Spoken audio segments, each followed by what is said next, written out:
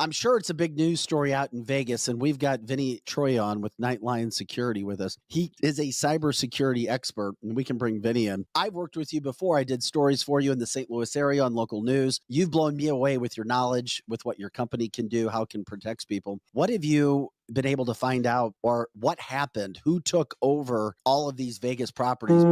Think we've ever seen anything like this in our country, have we? Or we just didn't know about it? It's unfortunately it's not as secure as say like an Ocean's 11 movie. Yeah. But and thanks for having me on, by the way. But the she's right. Unfortunately, this did start with a phone call. Somebody impersonated an employee that they got their information on LinkedIn. Then they called the help desk. They were able to get the help desk to give some credentials, and then from there they were able to go in and go forth and conquer. Exactly what systems they took over at that point, I don't know.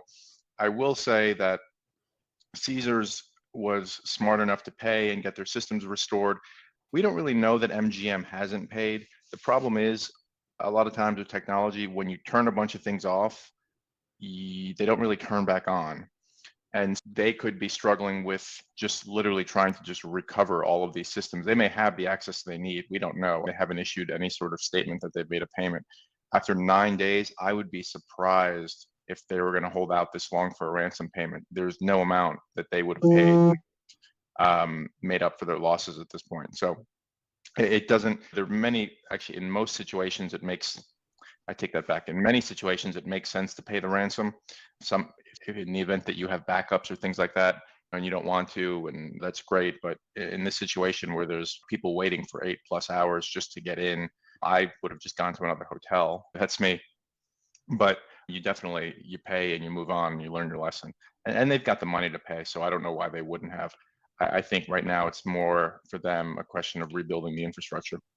Gosh, talking that's Vinny Troia with Night Lion Cybersecurity. I've done several stories with him in the past in local news regarding keeping yourself protected when it comes to cybersecurity issues, the dark web, and so forth. We've also got Mary Jo Williams Jaggy on the line. She is in Vegas at the hotel. She's been there 9 days. Vinny, what kind of ransom are we talking about? What's the going rate for a Vegas hotel? Caesars paid 15 million. I think that's pretty reasonable, honestly. Wouldn't be surprised if the Alpha Group came in and started with, let's say, $100 million. And ransom groups all expect to be negotiated. And actually, ransom negotiations are pretty much the core of what I do now, right? Companies call me in and I help them negotiate down with these ransom people, try to get the ransom to a more reasonable value. So it's all part of the process. But realistically, there's no way that they're going to budge for less than 20 or 30 million. And I think that's fair given how much money MGM has. Not to mention they have insurance. The insurance is paying this thing out anyway. Okay, that's interesting. That This is is really okay, Vinny, interesting. this like the back of your hand. This is all new to me, and maybe many of our listeners and viewers, I have no idea. You actually, so there's a class on negotiation. Vinny teaches classes on negotiation Well, I when don't it know. comes to, I was being sarcastic. Yeah, no, I hear you.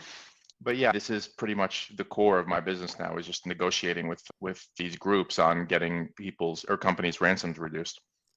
How does a company protect themselves? That's so hard because you figure too, you go into business and then anybody can just attack you. And then it's fair to give them a certain rate.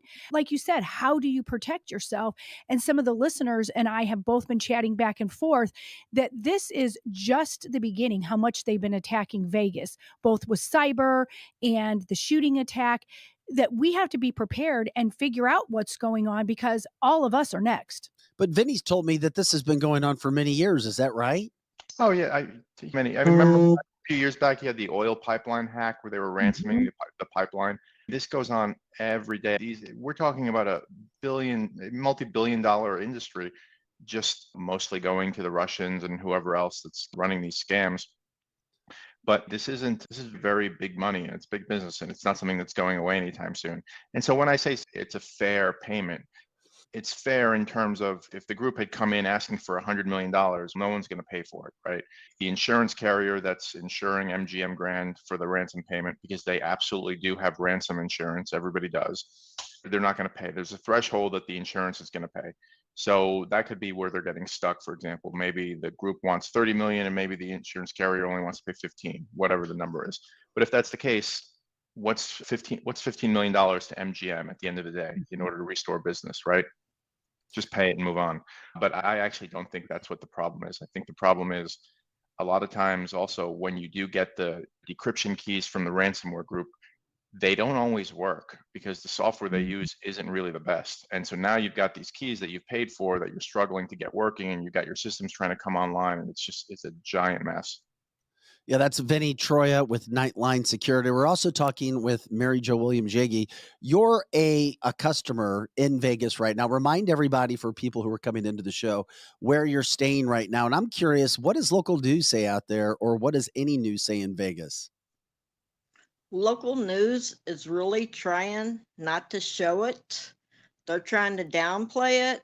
We have seen a couple stations set up and point it straight at MGM Grand, the big lion figurine in front of the MGM Grand. But as if you watch news out here, they're not saying much.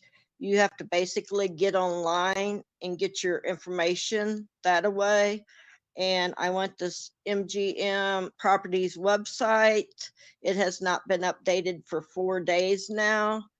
I noticed we did hear last night that the New York has the big roller coaster, and I think it started to come online last night. And because people who bring kids out here, there's a few MGM resorts that have game rooms and different activities for kids and adults to do. They've all been shut off by MGM, they say. And I think we did notice that the roller coaster was starting to come back, maybe. Mary Jo, please keep us in touch of everything that's going on out there. If you get any more updates, because we can certainly let you go now. I know you're joining us early Vegas time, and we appreciate you jumping in today to give us a little idea about what you and your family are dealing with. And hopefully they get back online soon for you. Thanks, Mary Jo. God bless you. God bless you all. And we are coming to Missouri today. All right. All right. There Look you forward go. to it, Mary Thanks, Jo. Mary Jo. Hey, Vinny, I want to get back in regards to educating people on this whole subject of what's going on outside of what you've already said when it comes to businesses, when it comes to personal security, when it comes to protecting yourself.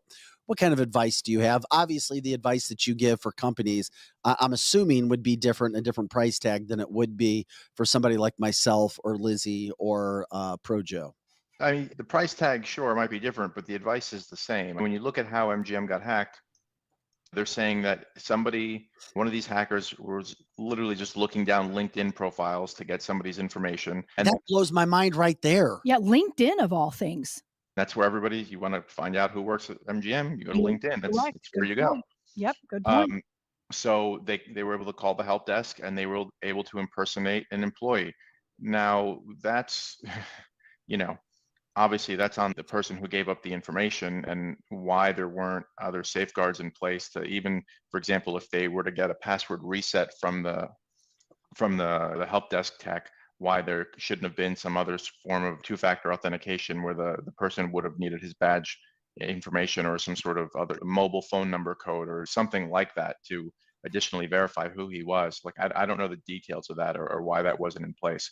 So that seems like a big point of failure.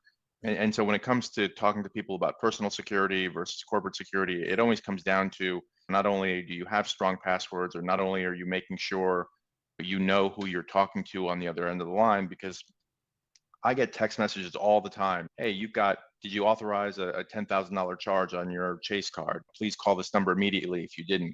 And most people don't think. They click the button to dial it, and they call, and all of a sudden you're calling somebody that sounds like Chase, but is actually a Russian operator, right? So whenever I get messages, I never click the link to call or reply. I always actually have to look up the phone number for Chase and then call them. And it's a very easy way to get phished these days.